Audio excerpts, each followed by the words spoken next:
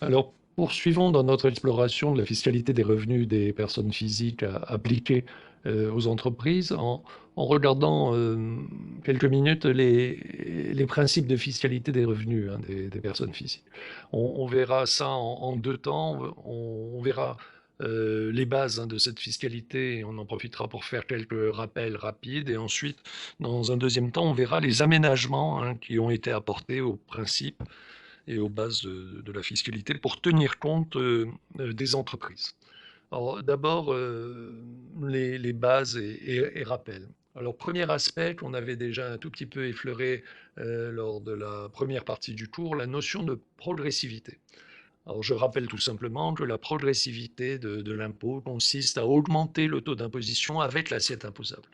Le taux n'est pas fixe, le taux augmente et l'assiette augmente. En général, l'assiette va augmenter par tranches, ce qu'on appelle les tranches d'imposition. Alors, pour l'imposition des revenus des personnes physiques, cette progressivité se concrétise donc par un système de tranches, comme je viens de l'évoquer.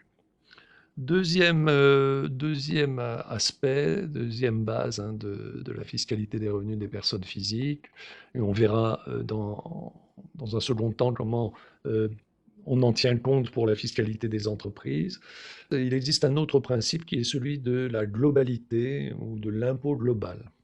Alors dire que l'impôt sur le revenu des personnes physiques est un impôt global, ça signifie qu'en théorie, tous les revenus d'une personne ou des personnes composant un foyer fiscal sont additionnés, sans considération de leur nature, revenus du travail salarié, bénéfices du travail dans l'entreprise, donc les profits de l'entreprise, revenus du capital, si on reçoit des dividendes, des intérêts, etc., revenus de transferts sociaux, pensions, aides, allocations diverses, donc sans considération de leur nature et sans considération, on l'avait déjà évoqué, sans considération de leur source géographique, je dirais, à savoir française ou étrangère. Donc ça, c'est un premier point important. La globalité, ça veut dire que, en fait, tous les revenus du foyer fiscal vont être mélangés, quelle que soit leur nature et quelle que soit leur origine. Et quel que soit bien sûr l'individu qui apporte ce revenu au foyer fiscal, puisque le foyer fiscal peut comprendre un seul individu au minimum, mais peut comprendre plusieurs individus, et il a été conçu dans l'esprit de fiscaliser en quelque sorte la cellule familiale. Alors, avec un tel principe, en particulier l'entrepreneur personne physique, le travailleur indépendant, imposable au BIC ou au BNC, va être imposable sur le revenu en fonction des résultats de l'activité de son entreprise, mais aussi en fonction des autres revenus qui peuvent être perçus par lui-même ou par le foyer fiscal auquel il appartient. Encore une fois, revenus salariés du conjoint ou des enfants rattachés au foyer, allocations diverses, etc. Alors, à noter que les revenus tirés des activités économiques indépendantes, qui sont fiscalisés dans le cadre on va redétailler ça, qui sont fiscalisés dans le cadre des bénéfices industriels et commerciaux, des BIC, des BNC ou des bénéfices agricoles, sont donc intégrés dans le revenu global du foyer fiscal du contribuable. Alors, par parenthèse, le principe de globalité, on le reverra, a subi très tôt des aménagements, hein. Quand je dis très tôt, c'est à partir de 1917. On reverra cet aspect-là. Troisième base, la notion de domiciliation fiscale. Alors, on appelle domiciliation fiscale le lieu de séjour principal d'une personne, physique ou morale d'ailleurs, ou à défaut le lieu où la personne exerce son activité professionnelle, salariée ou non salariée. Donc c'est très très large. Alors la domiciliation fiscale ou le domicile fiscal est différent du domicile en droit. En droit, le domicile, c'est le lieu du principal établissement et on n'a qu'un seul domicile et on peut avoir plusieurs résidences. Ici, la notion de domiciliation fiscale, elle serait plus proche de la notion de ce qu'on appelle la résidence en droit, c'est-à-dire l'endroit où on vit à un moment donné, où on fait ses affaires, etc., etc. Alors, en matière de fiscalité des revenus, la domiciliation va revêtir une très très grande importance, essentiellement pour des raisons de territorialité. On a évoqué ces problèmes de territorialité en matière de fiscalité, et en particulier en matière de fiscalité interne, puisque c'est notre souci. Par exemple, si vous êtes en Martinique, vous ne payez pas exactement les mêmes impôts que si vous êtes en France hexagonale. Mais ça joue aussi un rôle en matière de fiscalité internationale, puisqu'on a vu que la résidence du contribuable, c'est-à-dire sa domiciliation fiscale, va permettre de déterminer l'État qui est compétent pour fixer les impôts. Puis il y aura un deuxième critère qui est celui de l'activité elle-même. Alors cet aspect-là est très très important. D'abord, comme je viens de le dire, cette domiciliation fiscale va permettre de rattacher un contribuable à un territoire et donc de déterminer de cette manière-là la fiscalité qui lui est applicable et éventuellement ses modulations. Je prends un petit exemple. Si je reçois des salaires de France hexagonale mais que je réside en Martinique, dans ce cas, on m'appliquera la fiscalité en vigueur en Martinique. Je paierai ainsi en Martinique mes impôts sur revenus selon le régime fiscal applicable localement. Inversement, si je réside fiscalement en France hexagonale, mais que je reçois mes salaires de Martinique, alors je dois mes impôts sur le revenu selon le régime fiscal de droit commun, hein, c'est-à-dire celui qui est applicable en France hexagonale.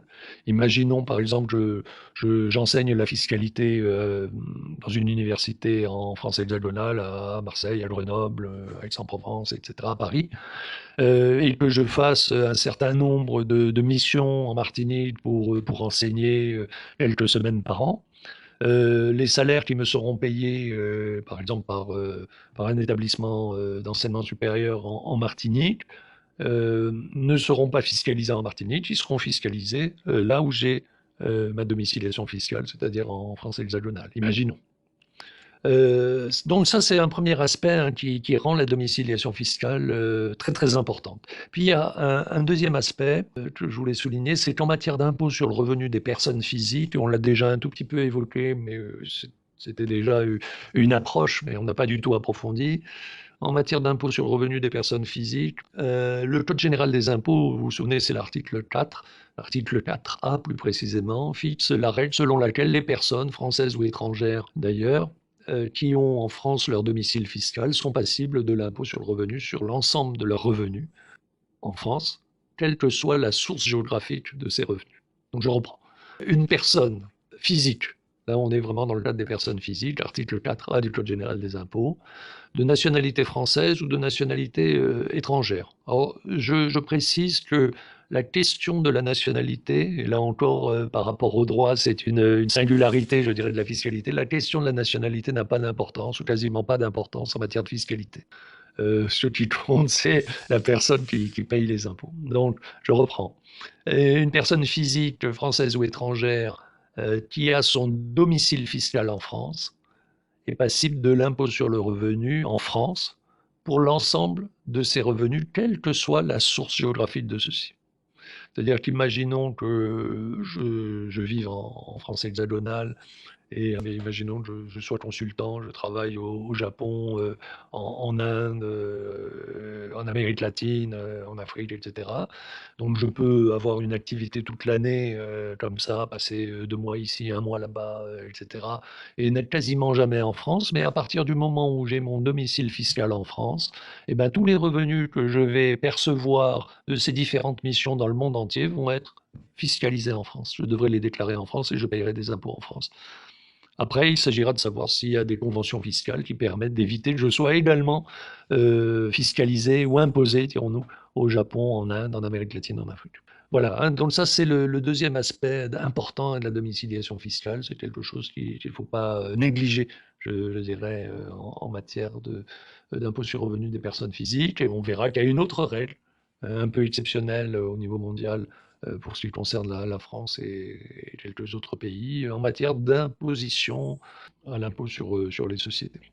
Ce n'est pas la même règle pour la résidence, ou du moins la résidence n'a pas les mêmes conséquences fiscales. Alors poursuivons avec quelques définitions, toujours. La notion de foyer fiscal, le foyer fiscal, on l'a déjà vu, c'est en principe la cellule familiale recevant les revenus et servant de base au calcul et au paiement de l'impôt sur le revenu des personnes physiques. Donc pas grand-chose à dire de plus sur cet aspect-là, sauf que vous vous souvenez qu'on avait évoqué que le foyer fiscal est mentionné dans le Code général des impôts, mais n'est pas défini.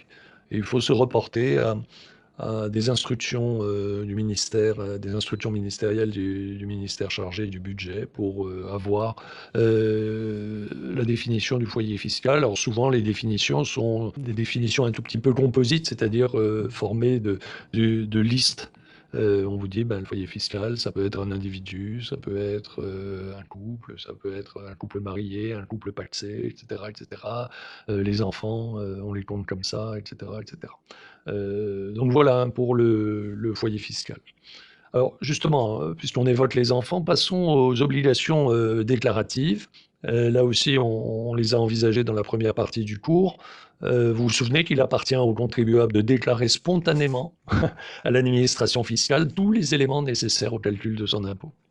Donc ça, c'est une base de notre système. L'aspect important également, c'est que l'absence de revenus ne justifie pas l'absence de déclaration. Et donc la déclaration reste obligatoire, y compris d'ailleurs avec le nouveau système mis en place à partir du 1er janvier 2019, à savoir le prélèvement à la source, qui ne dispense pas de la déclaration. Alors juste une petite observation, puisqu'on évoquait le foyer fiscal juste avant, concernant l'âge à partir duquel les obligations déclaratives s'imposent. Et c'est un tout petit peu lié avec la notion de foyer fiscal. Alors, concernant l'âge, c'est une parenthèse, hein, concernant l'âge à partir duquel les obligations déclaratives doivent être faites, il y a deux cas de figure. Si l'enfant est âgé de moins de 18 ans au 1er janvier de l'année où les revenus sont perçus, par exemple à la suite d'un job de vacances ou autre, il est automatiquement compté à la charge de ses parents si les parents en assurent la charge effective d'entretien et d'éducation. Deuxième cas de figure, les enfants majeurs. Dans ce cas-là, les enfants majeurs sont en principe imposables à titre personnel, donc dès qu'ils ont 18 ans révolus, comme on dit. Par contre, ils peuvent demander au fisc, lors de la déclaration de revenus, à être rattachés au foyer fiscal de leurs parents, à condition qu'ils soient âgés de moins de 21 ans, ou s'ils sont âgés de moins de 25 ans et s'ils poursuivent leurs études au 1er janvier de l'année de déclaration. Donc voilà, c'est un tout petit peu compliqué, mais donc la limite c'est 18 ans. Mais à 18 ans, on peut continuer à être rattaché sous forme de volontariat spécial, je dirais, à la déclaration des revenus de ses parents, jusqu'à 21 ans sur simple déclaration et jusqu'à 25 ans, à condition de poursuivre des études. Alors, dernière définition ou dernière base qu'on revoit ensemble, l'assiette, hein, sur laquelle je voudrais apporter quelques mots, quelques précisions. C'est une notion qu'on a eu l'occasion de voir, mais j'y reviens parce qu'elle est importante et je vais essayer de préciser un certain nombre de points. Alors, en matière d'impôt sur revenu des personnes physiques, qu'ils soient particuliers ou entreprises ou professionnels, comme on dit dans le langage de la Direction générale des finances publiques, sur le site impôt.gouv.fr par exemple, tous les revenus perçus doivent être déclarés. C'est le principe de globalité hein, qu'on a vu et aussi l'obligation de déclaration qu'on vient de voir. Par contre, seuls les revenus nets servent d'assiette à l'impôt. C'est quoi ces revenus nets? Ces revenus nets qui servent d'assiette à l'impôt constituent ce qu'on appelle le revenu net imposable, qui se décompose de la façon suivante, à partir des notions de revenu net global et de revenu brut global et de charges déductibles. On a le revenu net global qui est très schématiquement égal au revenu brut global moins les charges déductibles. Alors cette formule, vous vous souvenez, si vous y prêtez de nouveau attention, elle est équivalente à celle qui a été présentée dans la première partie du cours, dans nos éléments de vocabulaire. La formule que j'avais présentée, c'était assiette égale produit imposable moins charge déductible.